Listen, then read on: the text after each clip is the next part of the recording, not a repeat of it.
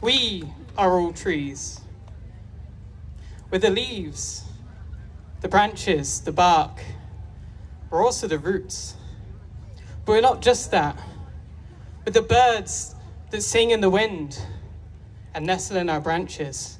We're the moss and the lichen that lives in amongst our bark. We're the foxes, the rabbits, and the badgers that live underneath us. And most importantly, we are the mycelium, the fungal networks that connect us together, sharing power and knowledge. Because much like the forest, we can be seen as individuals doing our own thing, but also like the forest. If there's one component missing, if there's someone left behind, we all suffer. We need community. Now, what I'm talking about is from the context of the climate crisis, because I think one of the root causes of the climate crisis is the fact that we're so disconnected from nature. The fact that it's written into our language. When people say to me, oh, you're really into nature, or when I go to the woods, people say, oh, you're going to nature. But I am nature, so how can I go to myself? And I think this runs closer to other social movements, because I see that in society today, we're taught to be so individualist and to compete against one another and to pull the ladder up as soon as we get so far. I mean, look at people like J.K. Rowling and Elon Musk. They don't care about us. And so, community is really important. In a world where we're seeing genocides happen in Gaza and the Congo, in a world where we're seeing fascists come onto our streets and attack immigrants and burn down hotels, in a world where I can't walk down the street without someone giving me a weird look or saying a slur to me, or I can't scroll on social media without seeing some form of transphobia. It's so easy to look at all of that and become desensitized to it and disconnect from the world. But I don't think that's the way. That doesn't help me. It doesn't help the world. It just means I'm numb and have nothing to live for. So for me, I think really we need community.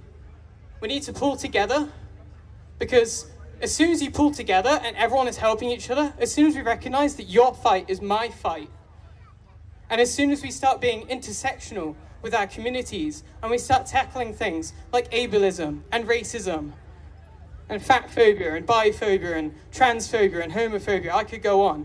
If we're not tackling all of those things and making sure that everyone is being pulled up with us, we failed. Because we can't liberate some of us without liberating all of us. And so today, if you take away anything, please take away that community is so important. And with that, let me tell you a little story about the past year. So pretty much exactly a year ago, at the last Warwickshire Pride, there wasn't an after party for various reasons.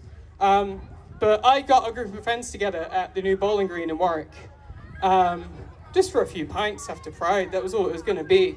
And it was really good. Quite a few people showed up and we all had drinks together. And by the end, it was just all of the people that I know that go to Warwickshire Pride's Trans Together socials, we're all just hanging out.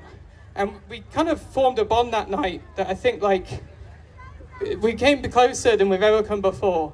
And it was beautiful. And I was looking around thinking, we could do something with this. We could do more with this. I think community could be really good for this, and we could do this more often. And it was that point, like, someone who's here now, Ruby, who is looking gorgeous right now, just said, oh, this is Trans Together After Dark. And yeah, I basically plagiarized that. And now we've formed a little community. You might have seen on Warwickshire Pride socials, because they work with us. We do, every month, we meet at the new bowling green at 6:30 p.m. Usually every third Saturday of the month, but this month it's next weekend, because we don't want to clash with this.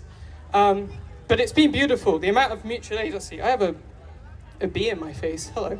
The amount of mutual aid that I see going on in that group, you know, we keep connected throughout the month, all days of the year, and I see, you know, we have channels for mental health and disability aid and trans healthcare, And you know, I've benefited from it. I'm now 4 months on estrogen, and I couldn't have done that without this community.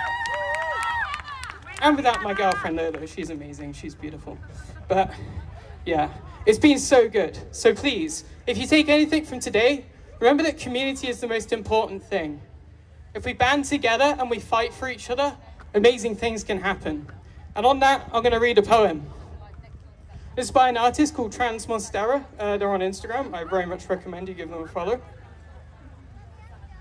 He does his testosterone shot and makes a cup of coffee.